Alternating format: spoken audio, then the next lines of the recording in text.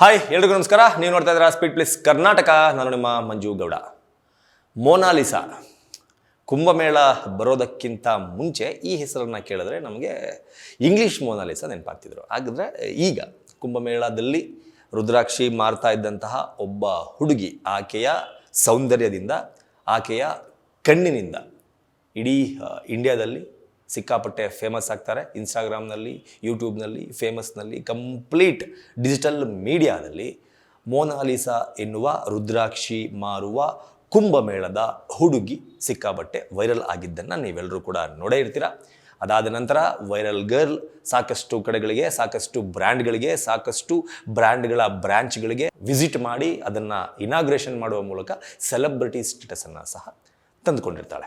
ಇಂತಹ ಮೊನಾಲಿಸಾಳನ್ನು ಕುಂಭಮೇಳದಲ್ಲಿ ಯಾವಾಗ ಈಕೆ ವೈರಲ್ ಆಗ್ತಾಳೆ, ಇವಳನ್ನು ಹುಡುಕಿ ಈಕೆಗೊಂದು ಸಿನಿಮಾ ಮಾಡ್ತೀನಿ, ಹಿಂದಿ ಸಿನಿಮಾದಲ್ಲಿ ಈಕೆಯನ್ನು ಹೀರೋಯಿನ್ ಮಾಡ್ತೀನಿ, ದಿ ಮಣಿಪುರ್ ಡೈರಿ ಎನ್ನುವ ಒಂದು ಸಿನಿಮಾವನ್ನು ಸ್ಟಾರ್ಟ್ ಮಾಡ್ತೀನಿ ಅಂತ ನಿರ್ದೇಶಕ ಸರೋಜ್ ಮಿಶ್ರಾ ಎನ್ನುವ ವ್ಯಕ್ತಿ ಈಕೆಯನ್ನು ಕಾಂಟ್ಯಾಕ್ಟ್ ಮಾಡಿರ್ತಾನೆ.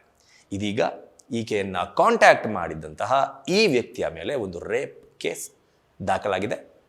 ದೆಹಲಿ ಹೈಕೋರ್ಟ್ನಿಂದ ಜಾಮೀನು ಅರ್ಜಿ ಕೂಡ ವಜಾ ಆಗಿದೆ. ಹಾಗಾಗಿ ಆತನನ್ನು ಅರೆಸ್ಟ್ ಮಾಡಿ ಜೈಲಿಗೆ ಕಳುಹಿಸಲಾಗಿದೆ.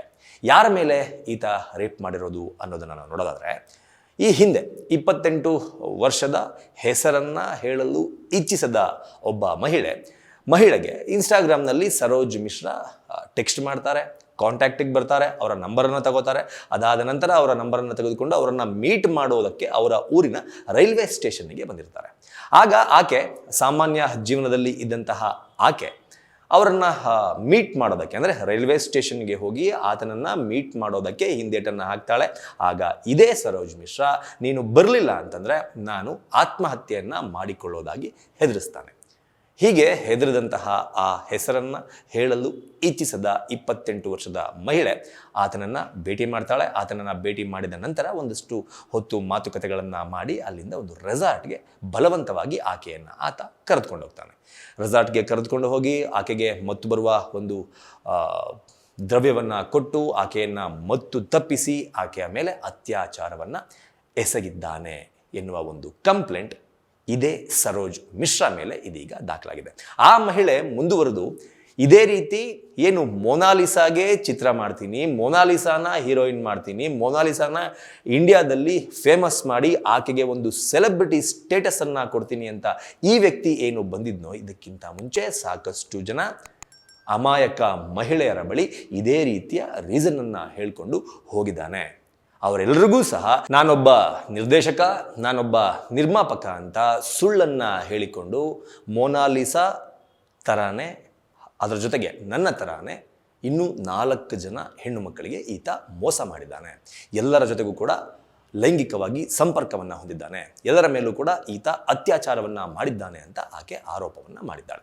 ಅದರ ಜೊತೆಗೆ ಈತ ನನ್ನೊಂದಿಗೆ ಯಾವ ರೀತಿ ಸಿನಿಮಾದಲ್ಲಿ ಹೀರೋಯಿನ್ ಚಾನ್ಸ್ ಕೊಡ್ತೀನಿ, ನಿರ್ದೇಶನ ಮಾಡ್ತೀನಿ ಅಂತ ನಂಬಿಸಿದ್ದ, ಅದೇ ರೀತಿಯ ಸುಳ್ಳುಗಳನ್ನು ಮೊನಾಲಿಸಾ ಬಳಿಯೂ ಹೇಳಿ ಆಕೆಯನ್ನು ಸಹ ಲೈಂಗಿಕವಾಗಿ ಉಪಯೋಗಿಸಿಕೊಳ್ತಾ ಇದ್ದಾನೆ ಎನ್ನುವ ಆರೋಪವನ್ನು ಸಹ ಇದೇ ಮಹಿಳೆ ಸರೋಜ್ ಮಿಶ್ರಾ ಎನ್ನುವ ಈ ನಿರ್ದೇಶಕನ ಮೇಲೆ ಮಾಡಿದ್ದಾಳೆ.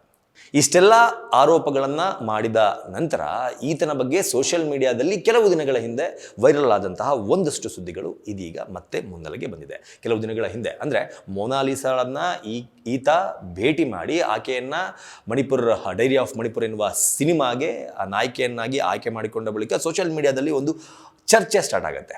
ಈತ ಇಲ್ಲಿಯವರೆಗೂ ಯಾವ ಸಿನಿಮಾವನ್ನು ಮಾಡಿಲ್ಲ, ಈತ ಇಲ್ಲಿಯವರೆಗೂ ಮಾಡಿರುವ ಸಿನಿಮಾಗಳು ಯಾವುದೂ ಕೂಡ ರಿಲೀಸ್ ಆಗಿಲ್ಲ, ಈತ ಒಬ್ಬ ಬೋಗಸ್ ನಿರ್ದೇಶಕ, ದಯಮಾಡಿ ಈತನ ಸಹವಾಸವನ್ನು ಮಾಡಿ ಮೊನಾಲಿಸಾ ನೀನು ಹಾಳಾಗಬೇಡ ಎನ್ನುವ ಒಂದಷ್ಟು ಚರ್ಚೆಗಳು ಹಾಗೂ ಒಂದಷ್ಟು ಕಮೆಂಟ್ಗಳು ಈತನ ಸಾಕಷ್ಟು ವಿಡಿಯೋಗಳಿಗೆ ಹಾಗೂ ಫೋಟೋಗಳಿಗೆ ಈ ಹಿಂದೆ ಬಂದಿದ್ದನ್ನು ನಾವಿಲ್ಲಿ ಸ್ಮರಿಸಬಹುದು. ಈ ಹಿಂದೆ ನಡೆದಂತಹ ಈ ಘಟನೆಗೂ ಈಗ ಪ್ರಸ್ತುತ ಆ ಹೆಸರನ್ನು ಹೇಳಲು ಇಚ್ಛಿಸದಂತಹ 28 ವರ್ಷದ ಯುವತಿ ನೀಡಿರುವ ಈ ದೂರಿಗೂ ತಾಳೆ ಹಾಕಿ ನೋಡಿದಾಗ ಮೋಸ್ಟ್ಲಿ ಇದು ನಿಜ ಅಂತ ಅನ್ನಿಸ್ತಾ ಇದೆ. ಯಾಕಪ್ಪ ಅಂತಂದರೆ ಕೋರ್ಟ್ ಈ ಸಲುವಾಗಿ ಸರೋಜ್ ಮಿಶ್ರಾ ಅವರ ಲಾಯರ್ ಮಾಡಿದಂತಹ ವಾದವನ್ನು ಕೇಳಿ ಇದನ್ನು ಒಪ್ಪೋದಕ್ಕೆ ಸಾಧ್ಯವಿಲ್ಲ, ಈತನಿಗೆ ಬೇಲನ್ನು ಕೊಡೋದಕ್ಕೆ ಸಾಧ್ಯವಿಲ್ಲ ಅಂತ ನಿರಾಕರಿಸಿ ಆತನನ್ನು ಜೈಲಿಗೆ ಕಳುಹಿಸುವಲ್ಲಿ ಯಶಸ್ವಿ ಆಗಿದೆ ದೆಹಲಿಯ ಹೈಕೋರ್ಟ್. ಏನನ್ಸುತ್ತೆ ನಿಮಗೆ ಈ ಸ್ಟೋರಿಯನ್ನು ನೋಡಿದಾಗ? ಕುಂಭಮೇಳದಲ್ಲಿ ಮೊನಾಲಿಸಾಳ ಒಂದು ನೇಮ್ ಹಾಗೂ ಫೇಮನ್ನು ಉಪಯೋಗಿಸಿಕೊಂಡಂತಹ ಈ ನಿರ್ದೇಶಕ ಅಂತ ಹೇಳಿಕೊಂಡು ಓಡಾಡುವಂತಹ ಈ ವ್ಯಕ್ತಿ ಸರೋಜ್ ಮಿಶ್ರಾ ಹೀಗೆ ನಡೆದುಕೊಂಡಿರೋದು ಸರಿನಾ?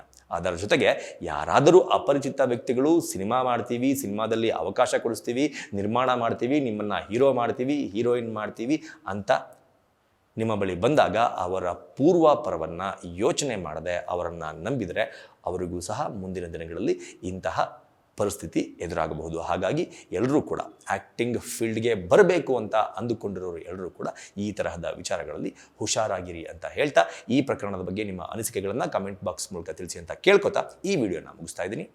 ನಮಸ್ಕಾರ. Beat plus Karnataka.